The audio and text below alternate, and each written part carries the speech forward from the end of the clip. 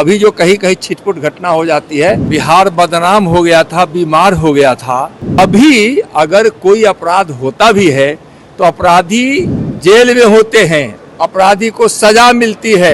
एक अन्य मार्गवे और आरजेडी के मंत्रियों के आवास पर मिलते थे। जो इनके लोगों ने मचाया था बिहार की राजधानी पटना से लेके गांव गली तक, खलिहान तक, वह 2 दिन। क्या बिहार में छिटपुट घटनाएं हो रही हैं? नमस्कार, आप देख रहे हैं देशवा न्यूज और मैं हूं आपके साथ वैष्णवी।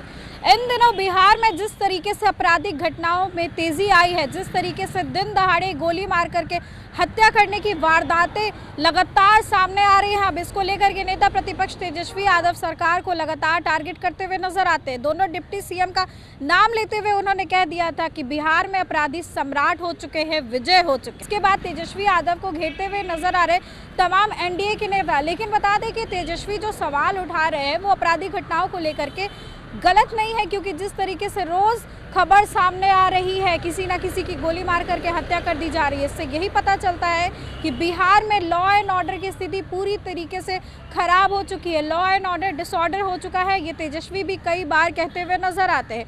और ऐसे में नित्यानंद राय ने एक ऐसा बयान दे दिया है जिसके बाद अब भाजपा के नेताओं की टेंशन बढ़ सकती है।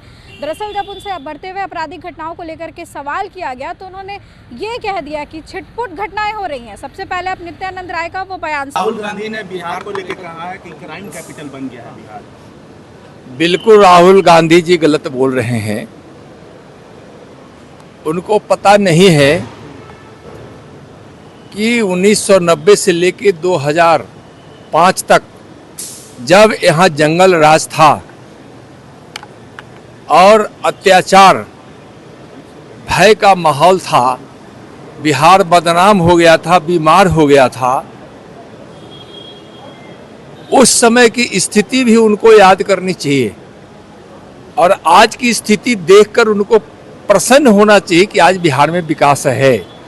उस समय विकास भी नहीं हो रहा था और जंगल राज भी था, अपहरण का धंधा चलता था। आज बिहार से पलायन की बात लोग करते हैं तो वह पलायन की अवधि भी वही थी। यहाँ से मजदूर तक पलायन हो गए थे, इसलिए कि हाँ उस 15 वर्षों में उद्योग धंधे ठप हो गए थे। व्यापारियों का अपहरण हो रहा था, उद्योगपतियों का अपहरण हो रहा था, डॉक्टर इंजीनियर का अपहरण हो रहा था, खुलेआम हत्या हो जाती थी, बलात्कार हो जाता था, तो इसलिए उसको जंगल राज कहा गया था। अभी अगर कोई अपराध होता भी है तो अपराधी को सजा मिलती है, सख्त सजा मिलती है और सरकार उस पर कार्रवाई करती है। एनडीए की सरकार नीतीश कुमार जी के जो नेतृत्व में चल रही है। और अब पता नहीं कि उनको, हमको लगता है कि या तो आँख के किसी अच्छे डॉक्टर से दिखवा लेना चाहिए, दिखाई क्यों नहीं पड़ रहा है, और कान के भी अच्छे डॉक्टर से पूरी दिखवा लेना चाहिए। पूरी दुनिया करे, लोग कहे कि बिहार में विकास हो रहा है, सड़कें अच्छी हो गई है, घर घर बिजली है, किसानों को सिंचाई की व्यवस्था हो गई है, अस्पताल में अच्छी व्यवस्था है, यहाँ किसानों के उन्नति की बात होती है। और माननीय प्रधानमंत्री श्री नरेंद्र मोदी जी के नेतृत्व में और उनके बिहार से लगाव के कारण, बिहारियों से लगाव के कारण जो बिहार के विकास को जो उस सहयोग दे रहे हैं और नीतीश कुमार जी के नेतृत्व में जो गति मिल रही है कि आज बिहार में विकास दिख रहा है। तो पता नहीं उन लोगों को क्या समझ में आता है, कुछ समझ में नहीं आता है ना। बिहार में अपराधी सम्राट हो गए हैं, विजय हो गए हैं। अब अपराधी जेल में होते हैं, अपराधी को सजा मिलती है। अपराध की घटना कहीं की हो, जबकि भी हो, चाहे उनके जमाना की हो या अभी जो कहीं कहीं छिटपुट घटना हो जाती है, यह निंदनीय जरूर है, यह अच्छी बात नहीं है। लेकिन मैं फिर कह रहा हूं कि उस समय अपराधी एक अन्य मार्गवे और आरजेडी के मंत्रियों के आवास पर मिलते थे, अपराध करके आते थे और वहां उनका भोजन होता था, उनका वहां रहना होता था, उनके लिए गेस्ट हाउस उनके आवास में बना रहता था किसी न किसी कोने में। तो इस तरह के माहौल को बिहार ने देखा है।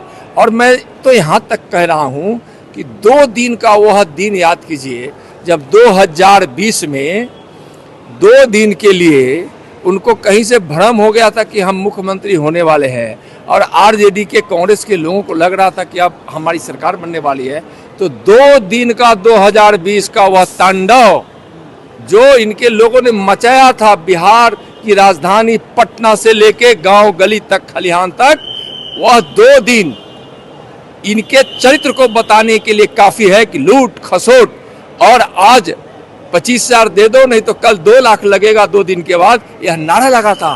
लोग भय से घर से उस 2 दिन में ऐसा माहौल बना दिया था कि लोग निकलना छोड़ दिए थे। इसलिए लोग क्या बोलेंगे, बोलने का मुंह ही नहीं है। उस जंगल राज के इन प्रणेताओं को बोलने का कोई मुंह है?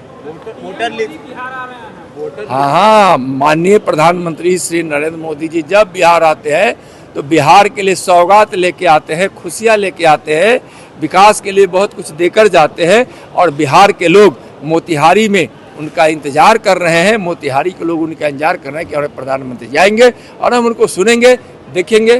बिहार में जो रिवीजन हो रहा है इलेक्टोरल, सर, कहा यह जा रहा है कि इस बार 35 लाख लोग जो है वो वोट नहीं दे पाएंगे। वोटर लिस्ट नाम कट जाएगा। देखिए, मैं यह बता रहा हूँ स्पष्ट रूप से कि हर चुनाव के पहले चुनाव आयोग वोटर लिस्ट का परीक्षण कराता है, और जब परीक्षण हो रहा है तो किन को क्यों तकलीफ होगी? तकलीफ तो उनको न होगी जो यहाँ अवैध रूप से होंगे, अच्छे लोगों को तो तकलीफ हो नहीं रही है।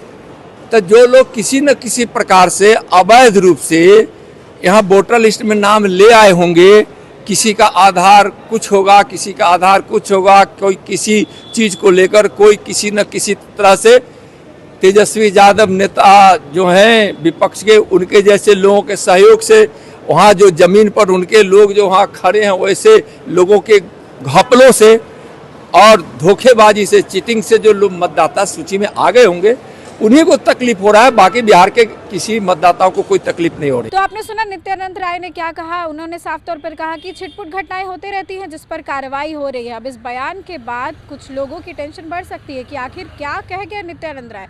वही दूसरी तरफ उन्होंने 1990 से 2005 तक के दशक को याद दिलाया और ये तक कह दिया कि उस समय जंगल राज था, अगर इनकी सरकार दोबारा बनती है तो फिर से वही देखने को मिलेगा बिहार में। इस खबर को लेकर के आपकी जो भी राय है कमेंट सेक्शन में जरूर शेयर करें। इस खबर में बस इतना ही। आगे की अपडेट्स के लिए देखते रहे देशवा न्यूज़। कैमरा पर्सन बबलू के साथ मैं वैष्णवी, देशवा न्यूज़ पटना।